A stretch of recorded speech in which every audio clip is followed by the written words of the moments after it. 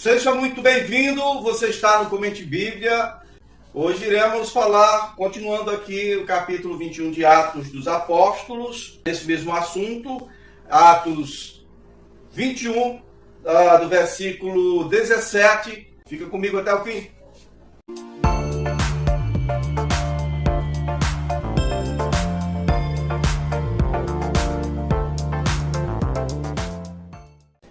Muito bem, queridos. Bom, eu estou tentando fazer uma retrospectiva para que você entenda de onde vêm esses judeus helenitas e onde eles aparecem na história. Eles começam a aparecer em Atos 6, e aí você vê aqui logo em Atos 9, a conversão de Paulo, de Saulo, perseguidor, ele se tornou discípulo, Atos 9, do 1 ao 19. Convertido, Saulo começou a debater exatamente com os helenitas, quando ele escapou da morte em Damasco e retornou, chegou a Jerusalém. Ele começou a porfiar, né, a discutir exatamente com os judeus de fala grega em Jerusalém.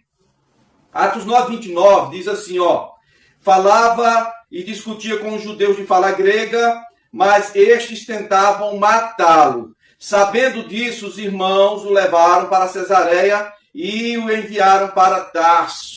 Então, os antigos aliados de Paulo agora se tornaram seus inimigos.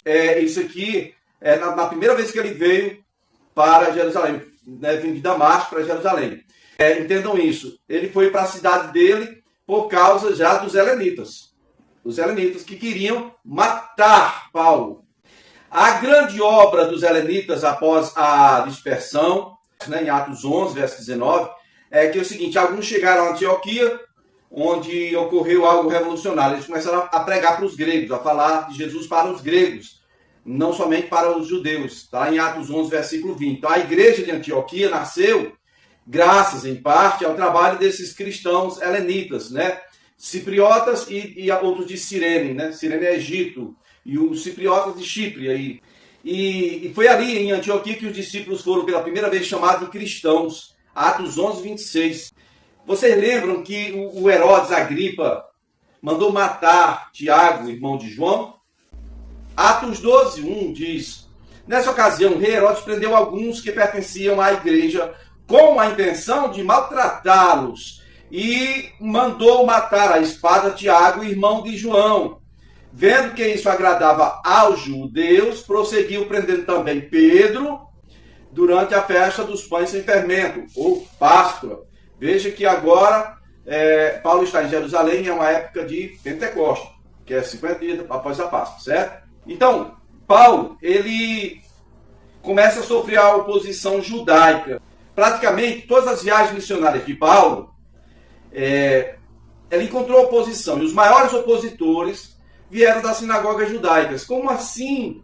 Peraí, rapaz, aqui juntou as duas correntes, porque ele tinha trânsito livre entre as duas correntes de pessoas em Jerusalém, os dois grupos, que eram os hebreus, né, os que tinham fala aramaica, aqueles que viveram na época, os descendentes do povo do cativeiro babilônico, e esses de fala grega, que é da época do Império Grego, do Alexandre o Grande. Essas duas correntes, ele transitava muito bem entre os dois, porque ele pediu carta aos sacerdotes e ao sinédrio para ir atrás perseguindo os do caminho, né, lá em Damasco, e estava também guardando as capas daqueles que estavam apedrejando Estevão. Ou seja, Paulo trabalha para quem? Ele trabalha para ele. Até aqui ele trabalha para ele. De um lado e do outro. Porque assim, Paulo defende aqueles que estão apedrejando Estevão. Aí logo depois começa uma perseguição à igreja por causa da morte de Estevão. E quem vai perseguir a igreja é Paulo. Preste bem atenção. Quem é que tem interesse por trás disso? Eram os judeus tradicionais. Os helenitas entram na história como aqueles que fizeram a confusão. Mas os judeus tradicionais, religiosos, que tinham poder de intervir, né, pegaram aquilo como pretexto para causar uma grande diáspora. Se você observar as viagens de Paulo, em Antioquia da Psídia, Atos 13, ele enfrentou a oposição. Icônio, Atos 14, enfrentou a oposição. Tessalônica, Atos 17, ele enfrentou a oposição. Corinto, Atos 18, ele enfrentou a oposição. Éfeso 19, vixe, e haja oposição. Porque esse pessoalzinho daqui, que tá vendo vai fazer confusão, agora que Paulo está em Jerusalém, é o pessoal que vem de Éfeso. Éfeso era a capital da Ásia Menor, não é? Era a principal cidade da Ásia Menor. Foi o local onde Paulo passou mais tempo preparando liderança religiosa. A maior parte dos judeus para quem Paulo estava pregando, a maior parte deles, era judeu de fala grega. Porque o próprio Paulo nasceu numa região dessa, de judeu de fala grega. Aí nós chegamos em Atos 15 ali ao concílio, o primeiro concílio em Jerusalém, né? A grande questão é, os gentios precisam tornar-se judeus para ser salvos? A decisão liderada por Pedro, Paulo, Barnabé, Tiago, e Tiago foi, não, a salvação vem pela graça e não pela circuncisão. Foi essa a decisão. E foi ordenado que se abstivesse do culto aos ídolos, né? Carne focada, sexo, idolatria, etc. E a perseguição final contra Paulo em Jerusalém agora, nesse texto de Atos 21, os judeus da Ásia acusam Paulo de profanar o templo, né? Veja aí. Isso provocou um tumulto que resultou na prisão de Paulo. E a partir dessa prisão é que ele vai ser conduzido para Roma, né? Ele vai para Cesareia Marítima, de lá vai para Roma. Não, então nós vamos aqui também louvar o Senhor pelo fato de esses judeus terríveis, helenitas, de fala grega, não terem colocado as mãos terríveis deles sobre o Apolo. Quem informou melhor Apolo foi Priscila e Áquila. Apolo era de Alexandria, o centro grego para o Médio Oriente ali, né, da cultura grega, certo? Atos 21, do 17 ao 19, vamos ler de novo para você se situar na história. Quando chegamos em Jerusalém, os irmãos nos receberam com alegria. E até aqui eu estou falando para vocês que há 20 anos atrás não foi com alegria, foi difícil. E eu expliquei desde o primeiro vídeo por que foi difícil. E o caso aqui é por que esses judeus helenitas causaram tanto transtorno, tanta perseguição. Versículo 18. No dia seguinte, à chegada deles em Jerusalém, Paulo foi conosco encontrar-se com Tiago e todos os presbíteros estavam presentes lá. Então Paulo os saudou e relatou minuciosamente o que Deus havia feito entre os gentios por meio do seu ministério. Atos 21, do 17 ao 19. Eu quero que você observe bem o versículo 18. Lucas diz que estava com eles, né? É interessante a gente observar aqui que nenhum apóstolo foi mencionado aqui, né, como estando presente. Todos os presbíteros estavam com ele. Tá, e os apóstolos? Os apóstolos estavam presentes no concílio, o primeiro concílio em Jerusalém. Mas agora não, é só Tiago e o presbitério, né? Então, provavelmente, os apóstolos estavam ausentes, pregando o evangelho, cumprindo a sua missão de serem testemunhos de Jesus a todas as nações. O Tomé, por exemplo, a tradição diz que ele viajou até a Índia. Ele foi martirizado por lá, entende? Então, voltando aqui para Jerusalém, esta não é uma reunião de toda a igreja, mas tem a ver com as ofertas que Paulo ia levando e com os relatórios que ele iria prestar, né, na igreja de Jerusalém sobre os trabalhos ministerial dele. Eu acho que essa questão do ministério dele teria que prestar contas, era lá em Antioquia, não tinha nada para fazer isso em Jerusalém. Ali era entregar as ofertas e capar o gato, sair de lá, né, vazar. Porque foi em Antioquia que o Senhor escolheu ele e enviou com Barnabé. No versículo 19, Paulo apresenta um modelo perfeito para todos nós. Nós não devemos falar sobre o que fizemos, mas sobre o que o Senhor fez através de nós. Ninguém deve se ensoberbecer, porque ao Senhor pertence tanto o querer quanto o efetuar. As evidências do trabalho seriam, primeiro, os crentes gentios convertidos, inclusive os que estavam acompanhando Paulo, e o próprio fato de eles estarem levando oferta das igrejas gentílicas, né? Agora, será que Paulo entregou aos presbíteros essa contribuição da Macedônia e de outras igrejas? Essas ofertas que evidenciam o sucesso do seu ministério, do seu serviço no Senhor, para quem será que ele entregou? Porque aqui o Lucas não diz exatamente a quem ou como, quando ele entregou. É provável que ele não saiba distribuindo para um e outro. Ele deve ter entregue aqui. Aqui é onde estavam os presbíteros. Atos 21, 20 diz, ouvindo isto, eles louvaram a Deus e disseram a Paulo. Olha o que eles disseram. Tiago.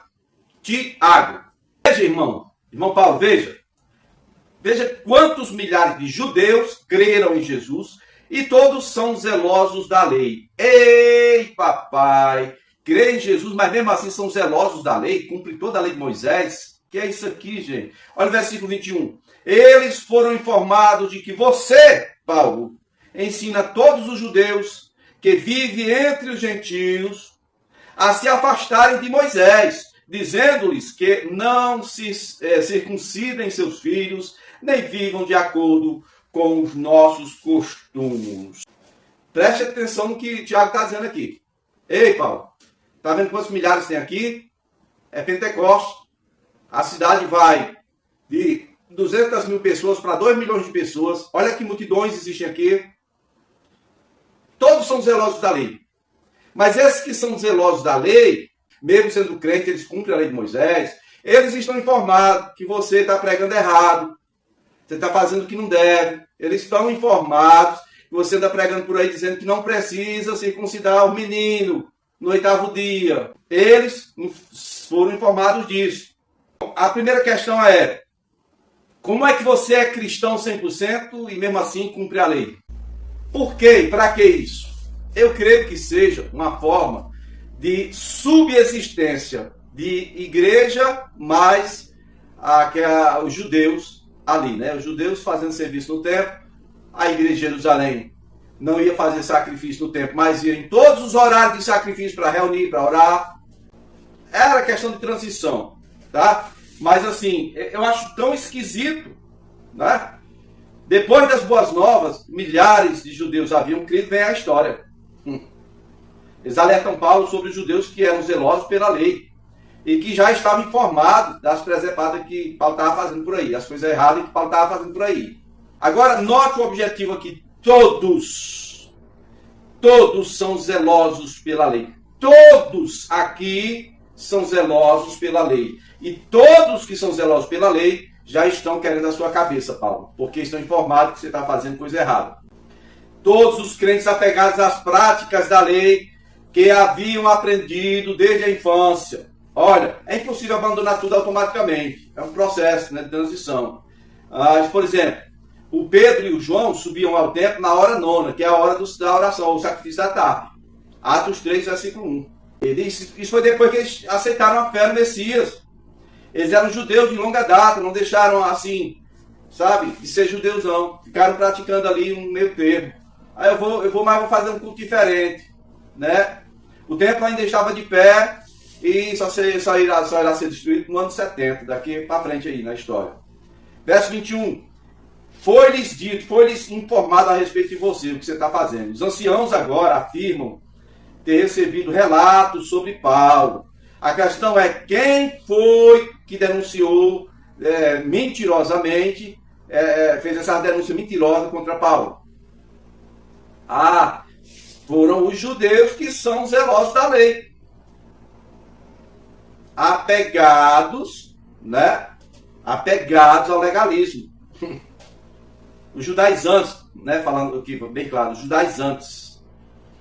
Eles acham que podem merecer a justiça de Deus pela prática da lei. Isso é horrível.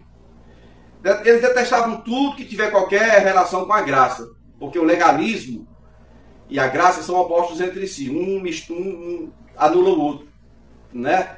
Então, aqui é uma armadilha sutil. O legalismo é uma armadilha muito sutil.